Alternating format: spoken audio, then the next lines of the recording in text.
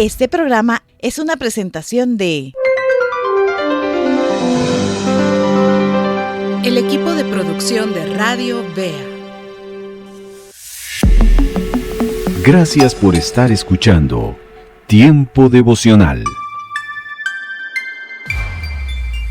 Le invitamos a compartir este devocional para edificar a otras vidas. Vaya a YouTube o a Facebook de Radio Vea, busque el episodio que quiera compartir, pulse el botón de compartir, suele ser un icono de flechas, puntos o la palabra compartir. Seleccione WhatsApp y la lista de aplicaciones para compartir y elija el contacto o grupo y envíe el enlace. Otra forma de compartir es copiar el URL del episodio o de la página principal de este tema. Abra el WhatsApp, pegue el enlace en la conversación y envíelo. Y otra manera es descargando el archivo de audio como MP3. Descárguelo a su dispositivo. Abra su WhatsApp y use la opción de enviar un archivo adjunto. Seleccione el archivo y compártalo.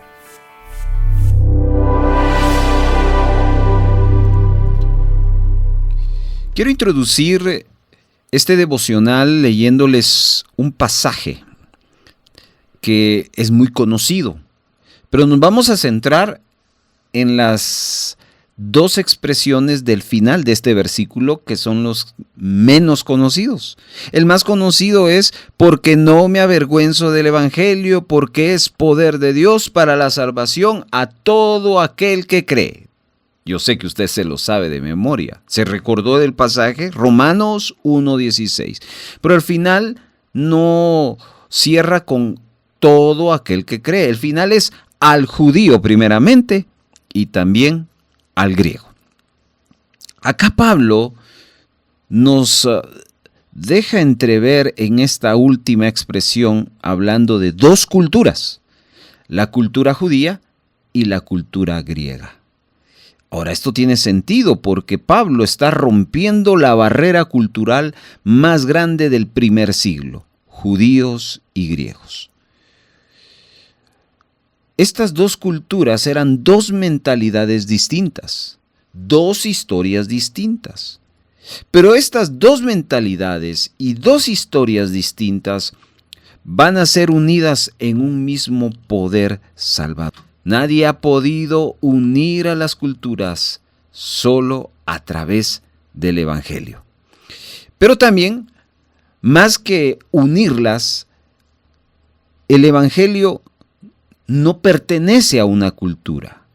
El Evangelio no pertenece a un pensamiento, a una historia, a una etnia. El Evangelio le pertenece a Dios.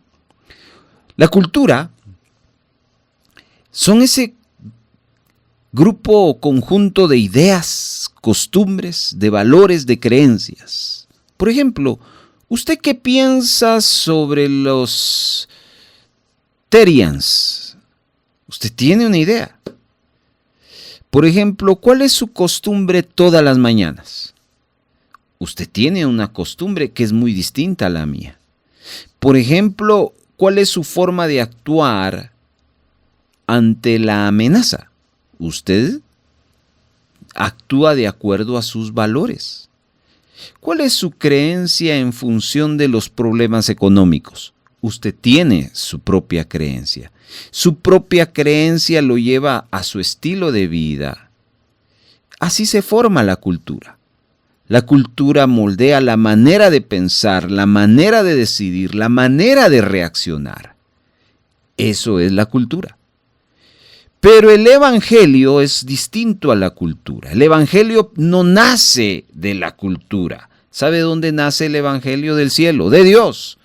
Porque el Evangelio no es producto del hombre. El Evangelio es una revelación de Dios. El Evangelio no se adapta y es por eso que se ha sobrevivido. No. El Evangelio se mantiene y por eso es el que transforma. Y la iglesia tiene un gran desafío. El desafío es vivir el Evangelio. y no mezclar el evangelio, ni cambiarlo por una cultura. Y hoy, en este devocional, vamos a ocuparnos cómo poder enfrentar la cultura para vivir el evangelio de Cristo. En el capítulo 17 del libro de los Hechos, vamos a observar a Pablo enfrentando a la cultura, a esa cultura religiosa, a esa cultura observadora, a esa cultura filosófica. Así que vamos a aprender en este capítulo 17. Allí vamos a observar que Pablo sigue llegando a Europa, conoce el lugar de Tesalónica, Berea, Atenas, y solo esos 3 lugares que les he mencionado representan una mentalidad distinta. Y vamos a observar cómo el evangelio va a producir diferentes reacciones, porque eso es lo que hace. El corazón humano responde desde su cultura.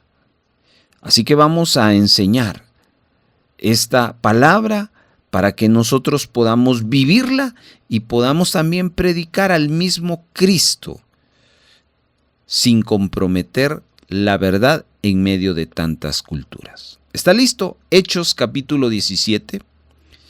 Y vamos a leer desde el verso número 1. Pasando por Anfípolis y Apolonia, llegaron a Tesalónica, donde había una sinagoga de judíos. Ahora escuche muy atentamente el versículo 2, por favor. Y Pablo, como acostumbraba, fue a ellos, y por 3 días de reposo discutió con ellos, declarando y exponiendo por medio de las Escrituras que era necesario que el Cristo padeciese y resucitase de los muertos, y que Jesús, a quien yo os anuncio, decía él, es el Cristo. Y algunos de ellos creyeron y se juntaron con Pablo y con Silas, y de los griegos piadosos gran número, y mujeres nobles no pocas. Entonces los judíos que no creían, teniendo celos, tomaron consigo a algunos ociosos, hombres malos, y juntando una turba alborotaron la ciudad, y asaltando la casa de Jasón, procuraban sacarlos al pueblo. Pero no hallándolos, trajeron a Jasón y algunos hermanos ante las autoridades de la ciudad, gritando: estos que trastornan el mundo entero también han venido acá, a los cuales Jasón ha recibido, y todos estos contravienen los decretos de César, diciendo que hay otro rey, Jesús. Y alborotaron al pueblo y a las autoridades de la ciudad, oyendo estas cosas. Pero obtenida fianza de Jasón y de los demás, los soltaron. Muy bien, paremos acá. En estos 9 versos podemos ver la primera experiencia del evangelio en una cultura. Y en una cultura que vamos a ver que tiene que ver con la tradición religiosa. Quiero que observe el verso 2. Dice que, y Pablo, y voy a aludir un signo gramatical, una coma, y Pablo, coma, como acostumbraba, coma, fue a ellos. Y por 3 días de reposo discutió con ellos. Pablo entra a la sinagoga conforme a su costumbre. ¿Cuál era la costumbre? La costumbre de Pablo en ese momento, hermano, no era en sí el ir a un día de reposo. No, Pablo ya está viviendo el evangelio. La costumbre a la cual Lucas está aludiendo es la costumbre de ir a las personas. Ahora, lo interesante es que durante 3 días de reposo declara y expone por medio de las Escrituras que era necesario que el Cristo padeciera y que resucitara.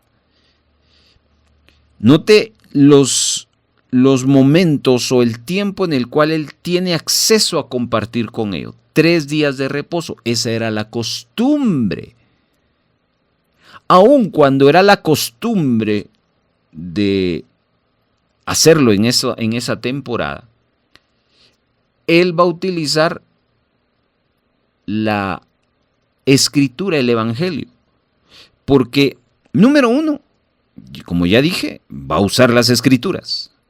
Número 2, va a ser claro. Y número 3, va a enfocarse en un solo mensaje, el evangelio. ¿Qué es el evangelio? Muerte y resurrección de Cristo. Tesalónica era una ciudad muy religiosa, conocedora del Antiguo Testamento. Por decirlo así, la Torá la dominaban perfectamente, pero desconocían las escrituras que nos presenta al Cristo del Nuevo Testamento. Hermanos, aquí yo me detengo para ya hacer una primera aplicación para nosotros. Usted puede saber la Biblia, yo puedo saber la Biblia. Aún así, no puedo conocer a Cristo. Estos hombres conocían el Antiguo Testamento, una gran parte de lo que hoy para nosotros es la Biblia. Aún así no conocían a Cristo. Luego vemos que el pasaje nos habla que algunos creen en la palabra, en el Evangelio, pero así como hemos visto en otros textos anteriores al libro de los Hechos, así como hay unos que creen, hay otros que no les gusta esa palabra y se llenan de celos. ¿Por qué celos? Porque estos hombres observan que hay muchas personas que aceptan al Cristo, al Cristo del Evangelio. Pero hay un tercer grupo que es los que provocan disturbios. Y eso es lo que hace la religión, hermano. La religión, al final, confronta. ¿Sabe por qué hoy en día existe una guerra en Medio Oriente? Porque hay una guerra entre Israel y los iraníes. Algunos dirán, el petróleo. Bueno, ese es un factor. Pero esa guerra ha sido una guerra religiosa. Porque la religión lleva a la confrontación. La religión nunca nos va a llevar a la transformación. Por eso es que cuando usted se topa con una mente religiosa, lo primero que hace es resistirse y busca la confrontación. Eso es lo que hace la cultura. Hay culturas que están familiarizadas con el lenguaje cristiano, pero ¿sabe qué? Se resisten en aceptar el Evangelio de Cristo. Hermano, una vez más, este texto nos recuerda que aquel que camina en el Evangelio de Cristo va a encontrar el poder transformador, pero también va a encontrar confrontación, porque el Evangelio no va a favor de la cultura, sino confronta la cultura, confronta tradiciones. Las tradiciones culturales lo que quieren es reemplazar la verdad. Entonces aquí quiero que usted observe algunas aplicaciones. No confiemos en la tradición religiosa como camino a la salvación. Usted no es salvo por ir a una iglesia, por pertenecer a una denominación. Usted no es salvo porque se porte de una manera. Usted es salvo por la fe en Jesucristo, el que murió y resucitó. No olvide eso. Y no solo hay que vivirlo personalmente, sino predicarlo, y cada vez tenemos que enseñar y predicar eso. Porque hoy en día el énfasis de muchos predicadores es precisamente sus costumbres y no el Evangelio. Entender que el Evangelio causa división.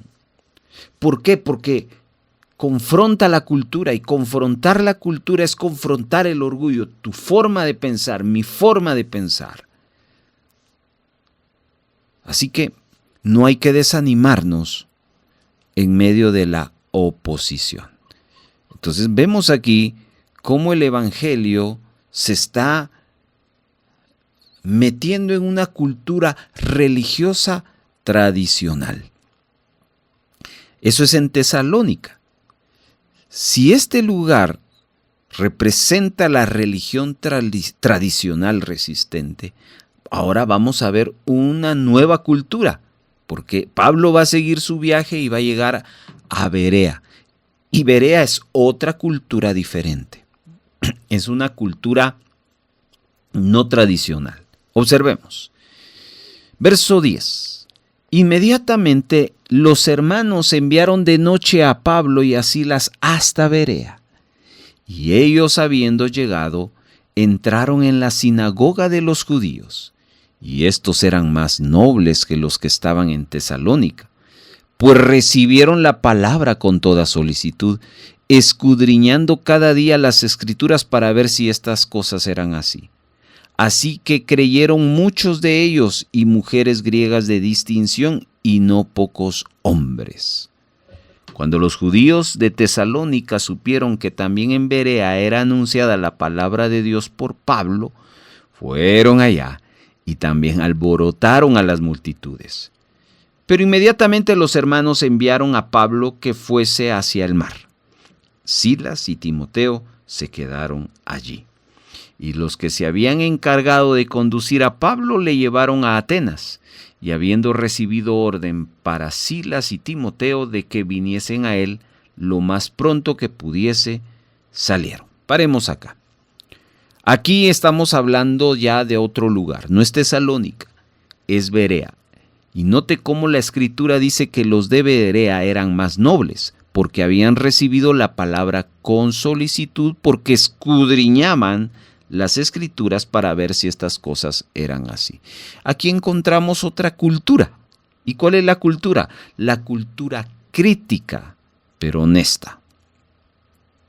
Es aquella que escucha, pero juzga.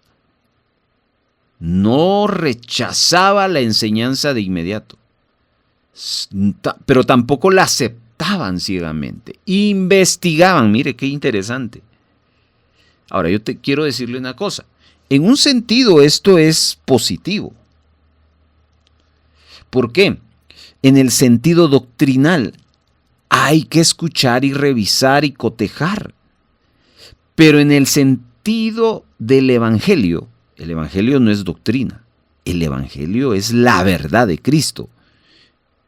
Y usted, para conectarse con la verdad de Cristo, el Evangelio, no necesita crítica, análisis. Lo que se necesita es fe. La fe bíblica no teme al análisis. Hermano, el Evangelio puede ser resistido a cualquier interpelación e investigación sincera. Piensa en Jesús en el momento en que fue juzgado. Mire, a Jesús lo perseguían, lo tachaban, lo asediaban en su juicio final, antes de ir a la cruz. Quisieron hacerle un montón de acusaciones. ¿Y qué encontraron en Cristo? ¿Algo malo? No encontraron nada malo. El Evangelio resiste la investigación. Muchos hermanos, al hacer eso, creyeron. Y note que habla de mujeres distinguidas y hombres griegos. Pero también ahí se desata la oposición, pero no desde ellos, sino desde afuera, porque los judíos de Tesalónica llegaron para alborotar.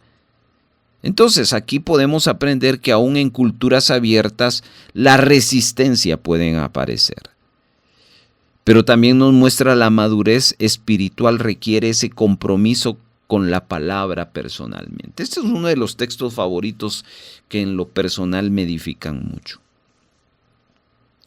uno debe de ser crítico, no por entender que la Biblia tiene un error.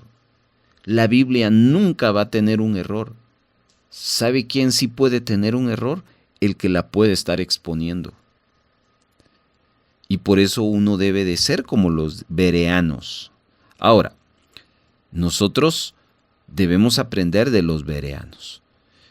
Debemos de fomentar en nuestra vida un estudio diario de la Escritura. Entre más nos empapemos de la Escritura, menos posibilidades vamos a tener que nos confundan. Hermano, aquí es importante decirle a usted, ¿lee diariamente la Biblia? ¿Se acerca al texto bíblico o solo cuando es día de culto? Imagínese aquellas congregaciones que solo tienen la posibilidad de reunirse un día a la semana. ¿Qué pasa con los 6 días? No se acercan a la Escritura. Qué difícil es poder fomentar en ellos esa capacidad de poder escuchar un mensaje y aprender a discernirlo.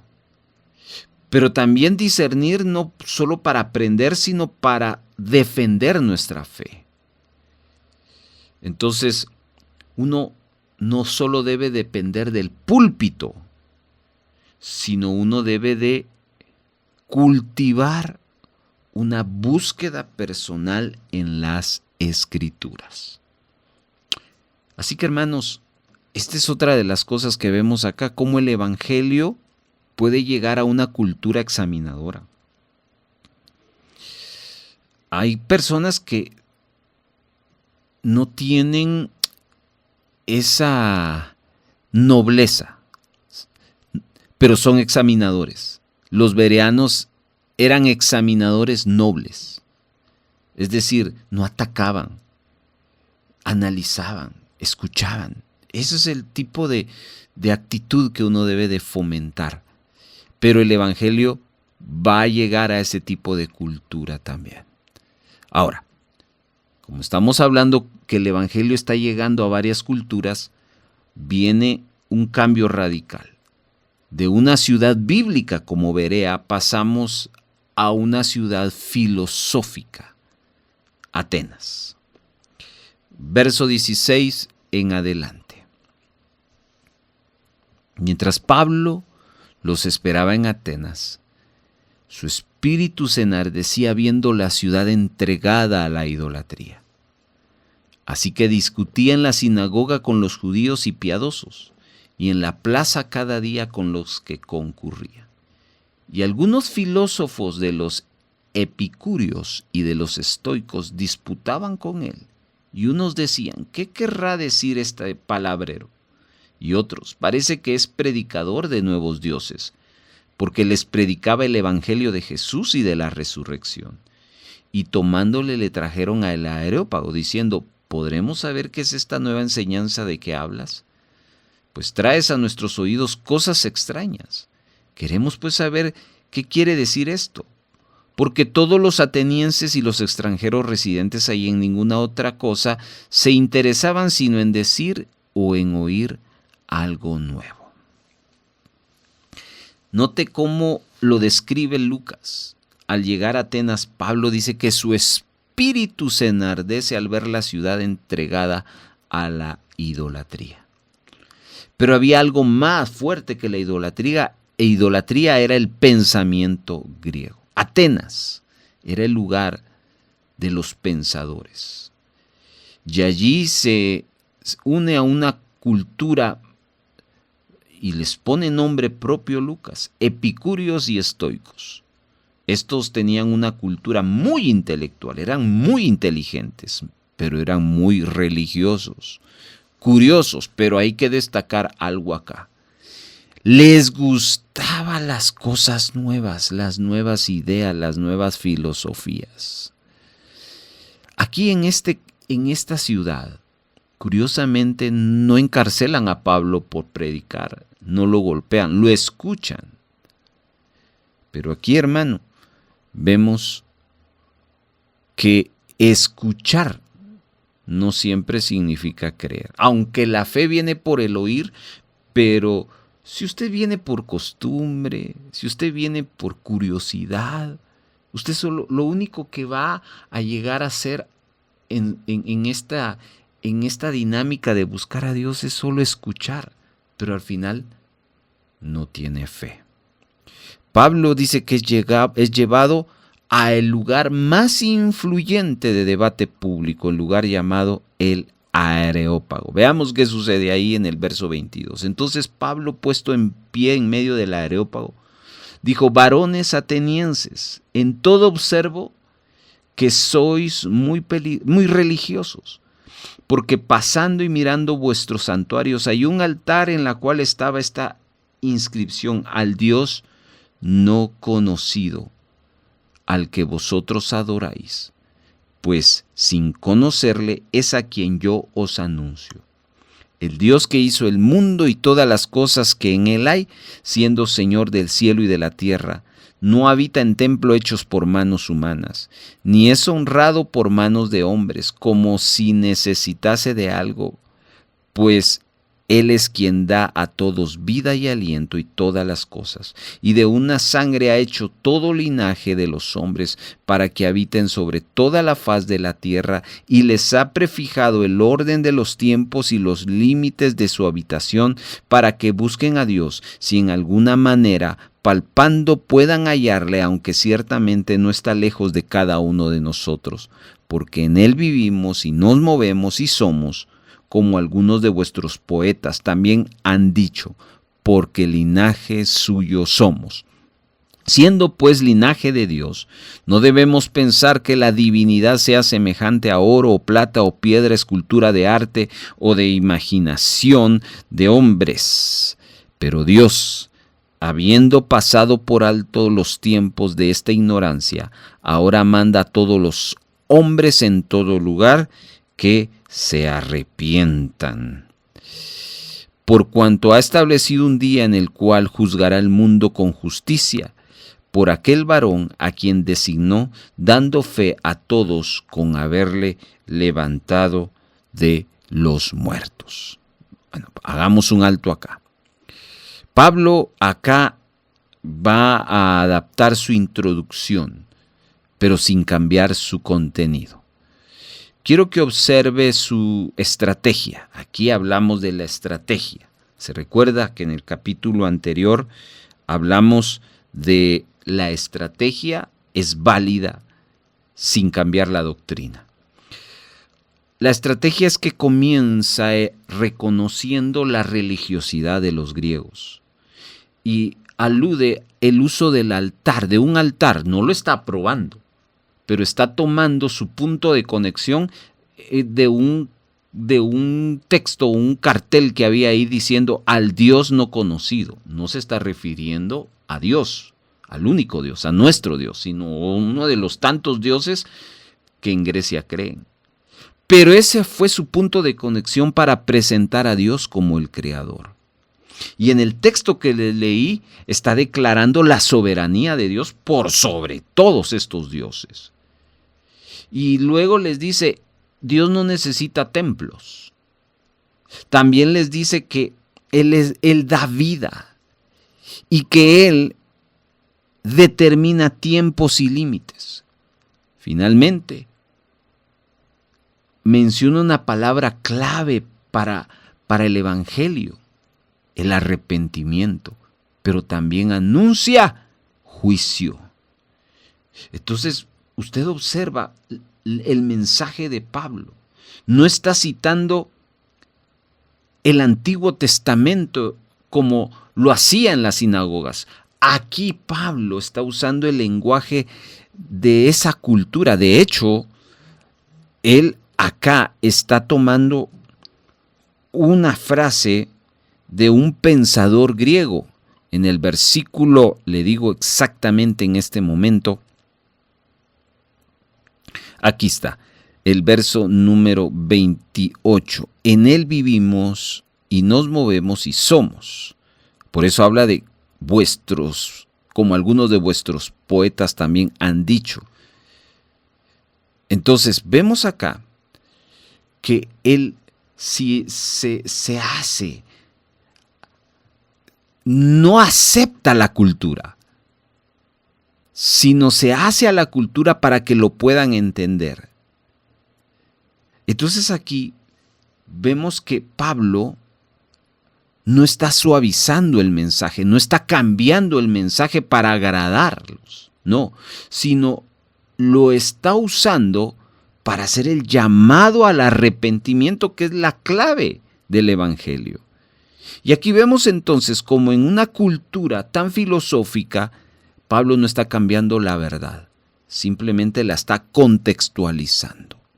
Y esto para nosotros como iglesia, hermano, nos da una gran lección. Primero, nos ayuda a que hablar la palabra, pues sí, es simple dentro de el mensaje propio de ella. Cristo vino del cielo a la tierra, se hizo hombre, murió por nuestros pecados y al tercer día resucitó, y ahora Él fue llevado al Padre y un día regresará. Eso no es cosa difícil de decirlo, pero uno tiene que aprender a contextualizar todo eso como Pablo lo hizo. No quitó la verdad por la presión cultural, pero sí aprendió a usar esos puntos de conexión, de referencia en el contexto cultural, pero nunca comprometió la verdad del Evangelio. Y principalmente hizo mucho énfasis al arrepentimiento. Mire, ¿de qué nos sirve a nosotros una motivación a tener éxito empresarial, a tener éxito familiar, a tener éxito en muchas cosas, si en nuestra vida no nos arrepentimos de nuestros pecados? No sirve de nada. Entonces el Evangelio siempre tiene que ser el punto de partida y el punto de cierre a todo mensaje. ¿Qué pasó? La reacción allí en ese lugar va a mostrarnos algo en cuanto a la condición del hombre. Veamos los últimos versos y vamos cerrando nuestra meditación de este día. Verso 32. Pero cuando oyeron de la resurrección de los muertos, unos se burlaban y otros decían: ya te oiremos acerca de esto otra vez. Y así Pablo salió en medio de ellos. Mas algunos creyeron, juntándose con él, entre los cuales estaba Dionisio, el Areopagita, una mujer llamada Dámaris y otros con ellos. ¿Cuál fue el punto de inflexión acá? El tema de la resurrección. ¿Qué pasó cuando estos escucharon la resurrección de Cristo? Pues unos se burlaron. Otros dijeron: vamos, sigamos oyéndote, tal vez en la próxima. Eso es muy peculiar cuando nosotros presentamos el Evangelio, ¿no? El Evangelio es parte de la dinámica. Pero esto es la razón por la cual uno siempre tiene que predicar. Porque uno no sabe el momento en que las personas van a creer, porque algunos también creyeron.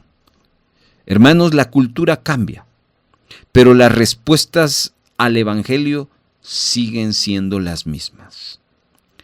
En medio de ese ambiente muy intelectual, muy difícil de predicar, hubieron conversiones. Y aquí da nombres: Dionisio y Dámaris. Así que Dios siempre hace que su palabra nunca regresa vacía. Yo quiero terminar este devocional haciendo un llamado a nuestras vidas. Por ejemplo, el Evangelio no se adapta a la cultura, sino el Evangelio confronta la tradición. Tesalónica. El Evangelio resiste al análisis. Berea. El Evangelio desafía filosofías. Grecia. Pero en los tres encontramos un común denominador. El Evangelio exige arrepentimiento. Hoy usted y yo vivimos en medio de una cultura intelectual, cultura emocional, cultura relativista, cultura digital. Ante esas culturas, el Evangelio va a confrontar, el Evangelio va a resistir, el Evangelio va a desafiar. Y aunque hay mucho más cultura, nosotros tenemos un mismo mensaje. Jesucristo murió y resucitó. No necesitamos un nuevo evangelio, hermanos. No necesitamos que nuestra fe se renueve en función a esa verdad, no. Y por eso finalizo con esta pregunta. ¿Estamos preparados para proclamar el mismo evangelio en medio de una cultura cambiante sin perder la pureza de éste y su poder? Bueno, es una pregunta a la cual hoy nosotros tenemos que reflexionar. Termino como empecé. Romanos 1:16. Dos mentalidades distintas, dos historias distintas, un mismo mensaje transformador. Porque no me avergüenzo del evangelio, porque es poder de Dios para salvación a todo aquel que cree, al judío primeramente y también al griego. Hermanos, el evangelio no nace de una cultura, nace del corazón de Dios. El evangelio no es producto del hombre, el evangelio es revelación de Dios. El desafío que tenemos usted y yo como iglesia no es cambiar el mensaje, sino comunicarlo tal cual Jesús lo comunicó dentro de cada contexto. Que Dios nos ayude a ser hombres, personas, mujeres que comunican el evangelio no solo en la iglesia, no solo en la calle, aún dentro de casa, dentro del trabajo, dentro de los círculos académicos. Allí el evangelio necesita también ser comunicado por un hombre y una mujer que no se detiene ante la cultura. Bendiciones de Dios para su vida.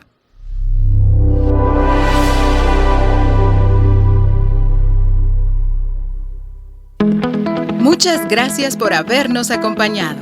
Si hay gozo y buena voluntad de apoyar la producción de Radio Vea con alguna ofrenda especial, le dejamos 3 formas para hacerlo.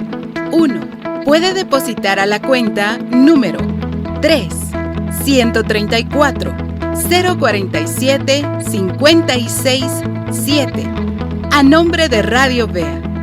Después de haber hecho su depósito, les suplicamos enviarnos la fotografía de su depósito o transferencia a nuestro número de WhatsApp.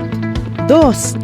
Envía un mensaje de texto a nuestro WhatsApp solicitando visitarle para recoger su donación y con gusto nos pondremos en contacto con usted para coordinar la recaudación. Y 3. Si vive en otro país, escríbanos para enviarles las directrices de cómo gestionar una remesa para Radio Vea. Nuestro número de WhatsApp es 4235 74 57 y para el extranjero más 502 4235 74 57. Nos sentimos muy contentos de ser parte de su edificación.